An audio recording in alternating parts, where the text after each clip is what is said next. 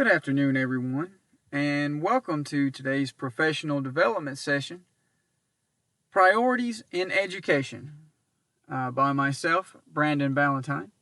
This is, of course, for the TL 715 class. Let's jump right into our topic today, Priorities in Education, a topic that on its face seems simple enough. Unfortunately, though, it is much more complex than it lets on.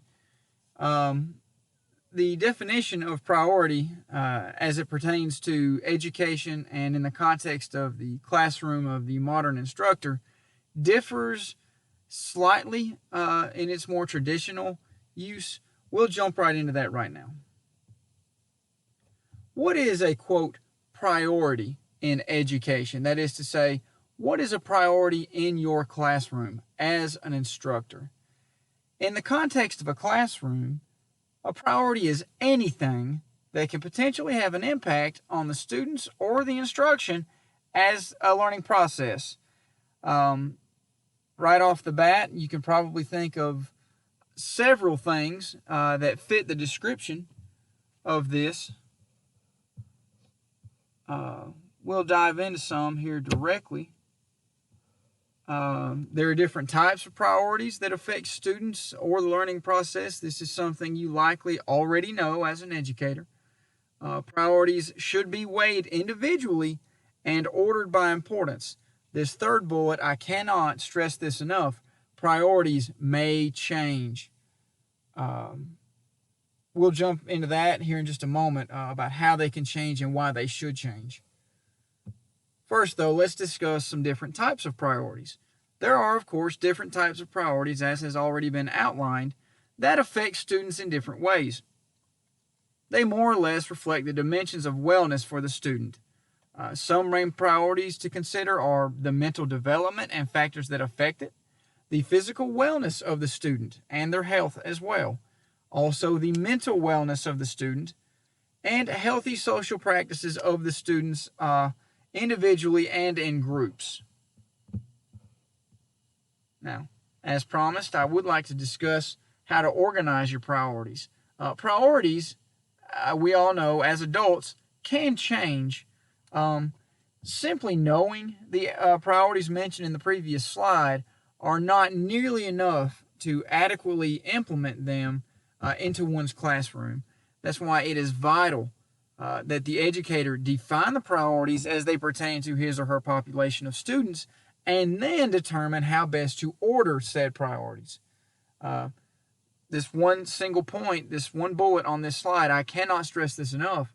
Priorities change. It's important to constantly evaluate and reevaluate the focus being placed on these priorities. Their importance can take precedence over other priorities, and the order of these priorities can change. Prime example of this would be the shifting of priorities caused by the pandemic the nation is currently facing. That is to say, before COVID-19, maintaining social distancing was not a priority. Wearing a mask in the classroom certainly was a priority.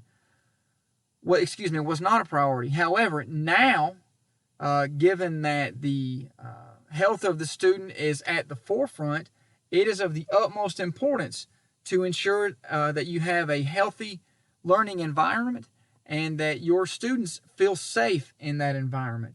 That's why the mask wearing has become vital. That priority has jumped other priorities, as has maintaining social distancing and also keeping a healthy supply of hand sanitizer in your classroom. All of these things are, of course, safeguards against contamination of the virus, transmission of the virus from one student to another. Before any of this, as I've already stated, I never would have thought in a million years that we would be where we are, maintaining at least 6 feet of distance between each other, and of course wearing masks, and no handshaking, which is a very foreign concept, particularly in the hospitable South, and constantly sanitizing our hands.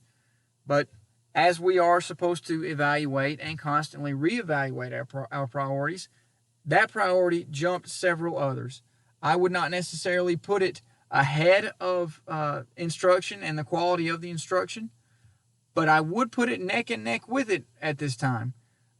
Perhaps after all of this has subsided, if it ever subsides, and hopefully it will, maybe we can pull back on the reins a little bit on the sanitization of our classrooms and taking measures to ensure the transmission of the disease is not something that we have to constantly worry about. And at that point, maybe that priority shifts again back down the list of priorities. It's just something to think about. Here is a list of some interesting articles that I used to construct this presentation. If you have any further questions, I would encourage you to check them out. Thank you so much.